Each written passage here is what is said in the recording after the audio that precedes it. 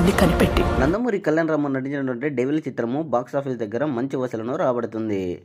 విడుదలైన రోజు నుంచి కూడా ఈ యొక్క సినిమాకు పాజిటివ్ టాక్ రావడంతో మొదటి రోజు 5 కోట్ల రేంజ్లో షేర్ కలెక్షన్లు, 10 కోట్ల రేంజ్లో గ్రాస్ కలెక్షన్లు వచ్చినట్టు అధికారికంగా ప్రకటించారు. అయితే 2 మరియు 3వ రోజు కూడా అమాంతంగా కలెక్షన్లు కొంచెం తగ్గడంతో కొంచెం ఆందోళనకు చెందినటువంటి విషయం కూడా గమనించాము. కలిపి కూడా ఈ యొక్క చిత్రము కేవలం 4 కోట్ల రేంజ్లో షేర్ కలెక్షన్లను రాబట్టింది.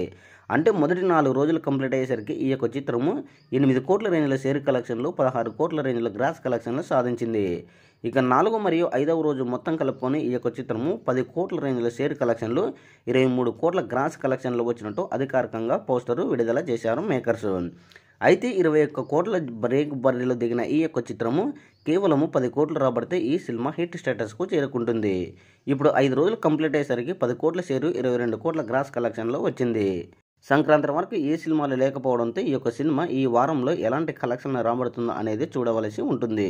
మొత్తానికి డెవిల్ చిత్రము 5 రోజులు కంప్లీట్ అయ్యేసరికి 10 కోట్ల రేంజ్ల షేరు, 23 కోట్ల గ్రాస్ కలెక్షన్లను సాధించింది. డెవిల్ చిత్రము 5 రోజుల కలెక్షన్లపై మీ అభిప్రాయాన్ని కామెంట్ కూడా తెలియజేయండి.